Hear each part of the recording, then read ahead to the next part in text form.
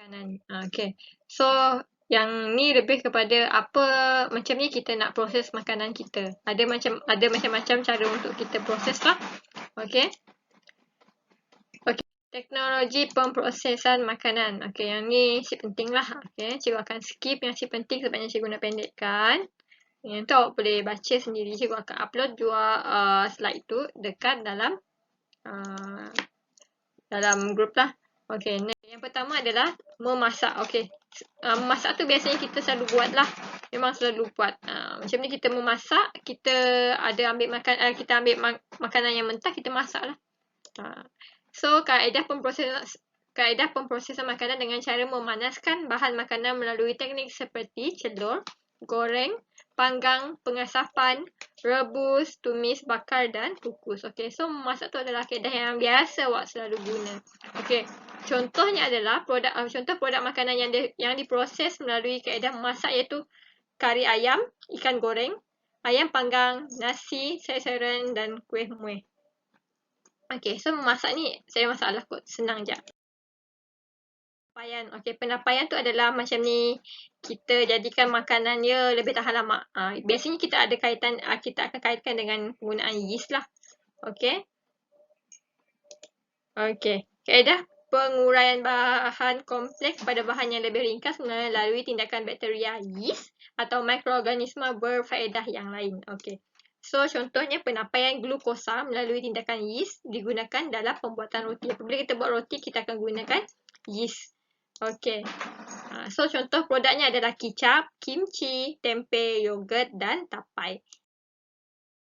Kita ada pendehydratan ataupun pengeringan, iaitu contohnya ikan kering lah. Maksudnya kita ada bahan makanan, bahan makanannya kita keluarkan air daripada bahan makanannya supaya bahan makanannya kering dan boleh disimpan dengan lama. Okey. Kaedah air disingkirkan daripada makanan melalui pendehydratan atau penyejatan dan menyemur di bawah cahaya matahari, mengeringkan dengan nyalaan api atau asap dan mengeringkan di dalam ketuhar. Okey. So, yang pasti kata kuncinya air dikeluarkan daripada makanan tersebut. Jadi, apabila air dah dikeluarkan, rasa makanannya dah siap asli gila. Dah sama gila dah macam rasa asalnya. Okey, contohnya udang kering, sotong kering, ikan kering, buah-buahan kering, bijirin cendawan dan susu tepung. Itu adalah contohnya. Kita ada pempasturan. Okey, ingat pempasturan tu hanya kita akan buatnya untuk susu dengan jus sahaja. Yang lain kita siapkan buat pempasturan. Apabila keluar pempasturan, awak ingat dalam otak awak sama adanya air susu ataupun jus yang dah dikotakkan kan, marigold contohnya kan. So yang pempasturan. Okey, macam ni pempasturan tu berlaku. Okey, kaedah cecair dipanaskan pada suhu di takat lidah cecair untuk membunuh patogen dan kemudian disejukkan dengan cepat. Maksudnya ia dipanaskan, lepas tu ia disejukkan dengan cepat. Okey. Okey, contohnya susu segar disejukkan pada suhu 63 darjah Celsius selama 30 minit ataupun 72 pada 15 saat. Maksudnya ada dua suhu yang kamu kena ingat lah. Okey, contohnya produk tunusu jus buah-buahan. Okey. Ada pengantinan. Pengantinan tu adalah apa-apa makanan yang awak proses dan awak tinkan supayanya tahan lama lah. Okey. Okey, so untuk pengantinan tu macam ni caranya. Okey. Kita tengok kaedah makanan disimpan di dalam tin yang telah disteril. Maksudnya apabila telah disterilkan, ia akan ada bakteria. Okey, dipanaskan pada suhu yang sangat tinggi melebihi 115 darjah Celsius di bawah tekanan tinggi untuk membunuh mikroorganisma dan sporanya. Maksudnya, mula awak makankan contoh ikan sardin. Bila awak makan ikan sardin yang dah saya dah rasa ikan sardin je dah. Maksudnya berbanding dengan ikan sardin yang ada dalam yang fresh dengan yang dalam tin berbeza kan rasanya. Lepas tu tulangnya pun sama. Mula awak makan ayam yang dalam tin, tulangnya lembut kan. Sebabnya dah dipanaskan dalam suhu yang sangat tinggi. So ni ada kesan lah. Jadi sebabnya orang madam, makanan dalam tin ni berapa bagus untuk kesihatan kita. Okey. Udara di dalam tin yang mengandungi makanan yang disteril itu dikeluarkan sebelum dipaterikan. Dipaterikan maksudnya kita tin itu kemudiannya dipanaskan semula untuk membunuh sebarang mikroorganisma yang masih ada sebelum disejukkan dengan cepatnya. Ia adalah prosesnya lah.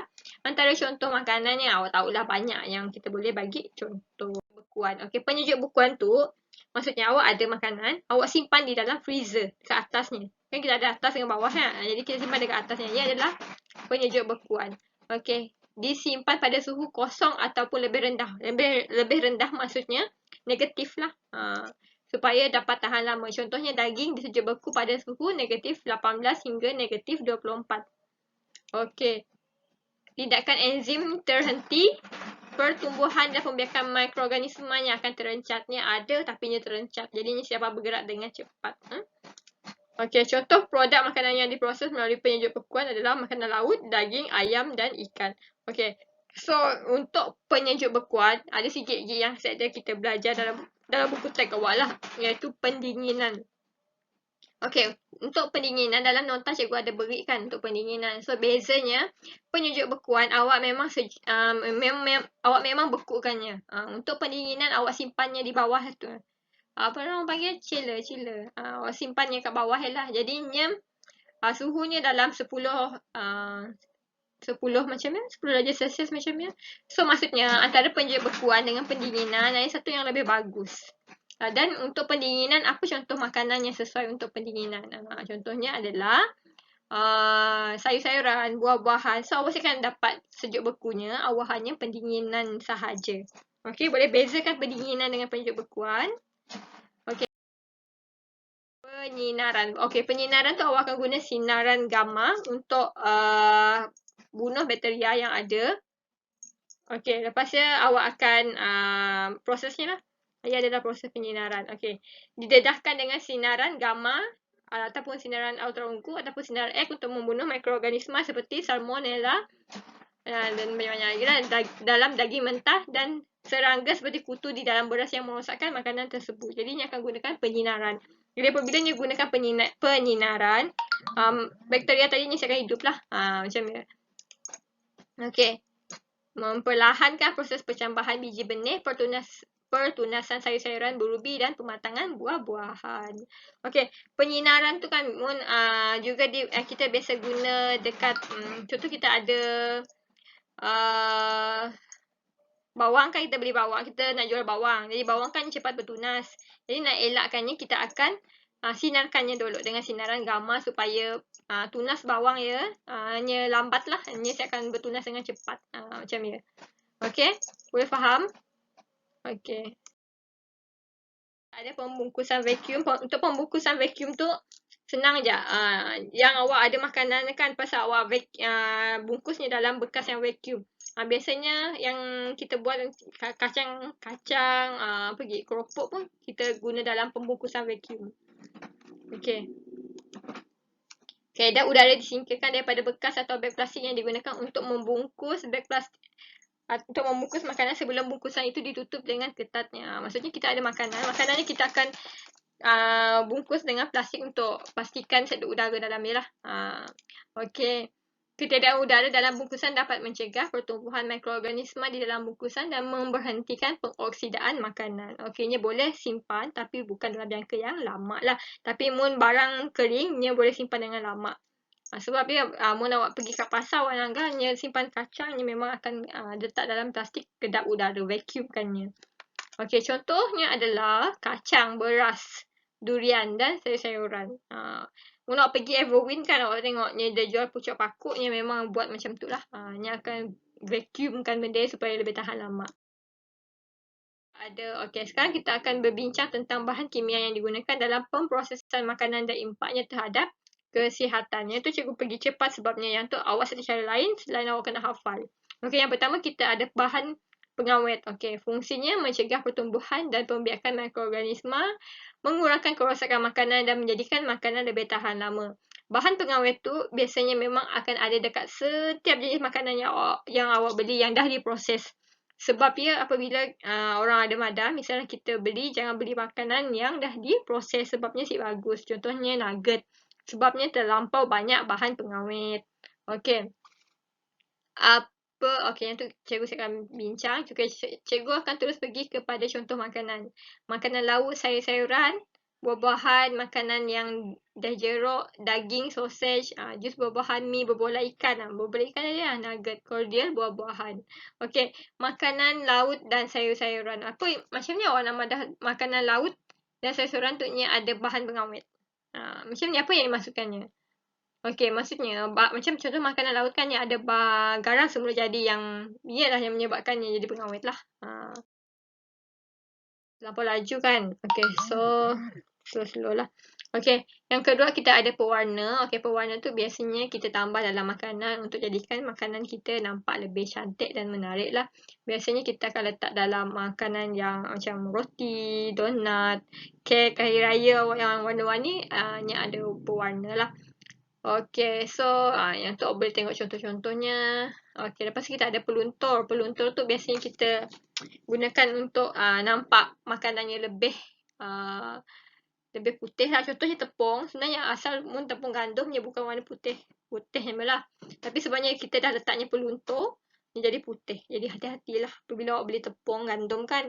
Pastikan yang ada tulis lah tanpa bahan peluntur. Sebabnya mun awak makan terlalu banyak yang akan membahayakan kesihatan awak. Sebabnya ada benzoyl peroksida. Tu yang bahaya sebenarnya. Ia yang menyebabkan kadang-kadang kita kena kanser apa semua. Sebabnya kita nak buat makanan yang cantik tapi kita si perasan yang kita ambil sebenarnya ada impact kepada kesihatan kita. Okey, lepas tu kita ada perisa. Perisa tu yang akan menjadikan makanan yang akan lebih jadi nyaman. Okey, ini akan jadikan makanan yang lebih baunya wangi. Ia adalah perisa lah. Contohnya biasanya yang kita selalu guna adalah vanila. Okey, so garam, gula, cuka ya biasalah. Lepas tu kita ada MSG, Ajinomoto yang kita selalu guna. Ia adalah contohnya perisa lah. Okey. Lepas tu kita ada penstabil. Yang tu kita mencegah pemendapan butiran dalam makanan cair. Lepas tu ini akan memekatkan kita pun tekstur makanannya lah. Contohnya yang ada dalam sos cili. Mun awak si letak penstabil. Apabila awak buat sos cilinya, saya akan jadi likat macam dia. Okey. Stabil lah. Lepas tu kita ada pemanis. Biasanya yang semula jadi kita guna gula. Tapi kita ada juga yang buatan aspartam dengan sorbitol. Cuba awak nanggah. Misalnya ada aspartam ni adalah buatan lah. So apabila buatannya adalah sangat bahaya kepada kita, kesihatan kita. Okey, contohnya awak boleh baca lah. Okey. Okey. Okey, yang tadi awak boleh baca pasal pengemulsi bahan yang tidak bercampur dengan lemak dan air dalam makanan, membaiki kehomogenan penstabilan dan tekstur makanan. Okey, contohnya aiskrim, coklat, mayonis, puding, yogurt dan keju. Okey, so untuk bahan kimia yang digunakan tu memang saya cara lain awak kena hafal, baca dah hafal. Ia je caranya. Okey, memang saya cara lain. Okey, so tu je lah yang kita bincangkan pada hari. Ada lagi? Okay, so impactnya tadi kita sudah cerita pasal impact kan, kita cerita pasal ia apa dengan apa. Okay, kita tengok kesannya, misalnya awak ambil terlampau banyak. Okay, bahan pengawet tadi kan, kita ambil bahan pengawet untuk kita pun makanan lebih tahan lama. Jadi kesannya apa? Akan menyebabkan kanser, mengganggu sistem pencernaan manusia, alergi, ruam dan kegatalan kulit, kecacatan fetus di dalam kandungan ibu, kerosakan hati dan ginjal. Jadi bahaya apabila awak ambil bahan pengawet terlampau banyak. Sebabnya, jadi tolonglah kurang makanan yang berproses. Awak masak je lah, masak cara semula jadi. Maksudnya, awak beli makan sayur, daging dekat pasar. Lepas tu awak masak sendiri, lebih bagus. Okey, lepas tu kita ada pewarna. Pewarna pun akan menyebabkan kanser, kemandulan, keracunan makanan. Misalnya contohnya pewarnanya terlampau tinggi, kerosakan hati dan ginjal. Okey, ginjal tu buah pinggang. Jadi sebenarnya apabila awak ambil makanan yang membahayakan, yang bahan-bahan kimia macam tu, terpaksa bekerja keras untuk buang ataupun untuk stabilkan balik ke dalam awak pun anggota badan. Jadi apabila terlampau banyak, last-lastnya pun rosak. Sebabnya menyebabkan kerosakan hati dan ginjal. Jadi apabila ginjal awak dah rosak, hati awak macam ni mesti dah rosak juga. Okey, lepas tu kita ada peluntur. Peluntur memang akan menyebabkan kanser dan keracunan makanan. Okey, perisa Perisa juga akan menyebabkan kanser, tekanan darah tinggi, sakit jantung, keroncatan otak pada kanak-kanak dan kerosakan hati pada ginjal. Lepas tu kita ada pemanis akan menyebabkan kanser, diabetes meletus tu adalah kencing manis, alergi ruam dan kegatalan kulit, obesiti, kerosakan hati dan ginjal. Okey, dan last sekali kita ada antioksidan akan merencatkan pertumbuhan badan, merosakkan hati dan ginjal, ruam dan kegatalan pada kulit. Jadi awak tangga, terlalu banyak kesan buruk misalnya awak ambil bahan kimia yang berlebihan dalam pemakanan awak. Jadi awak cuba fikir, misalnya daripada kecil awak ambil, sampai ke awak besar, raya apabila awak besar, awak sakit macam-macam. Sebenarnya awak jaga awak pun pemakanan. Dah lah makan awak makan dalam kuantiti yang banyak. Lepas tu awak suka hati je makan. Suka hati tak kira lah makanan keropok, makan makanan dalam tin apa semua. So sebenarnya ada efek lah. So awak dah belajar, so tolong jaga betul-betul pemakanan awak. Awak masih muda kan. Jaga betul-betul pemakanan awak. So selepas apa cikgu tamatkan sesi pengajaran kita pada hari itulah. Okay, bye.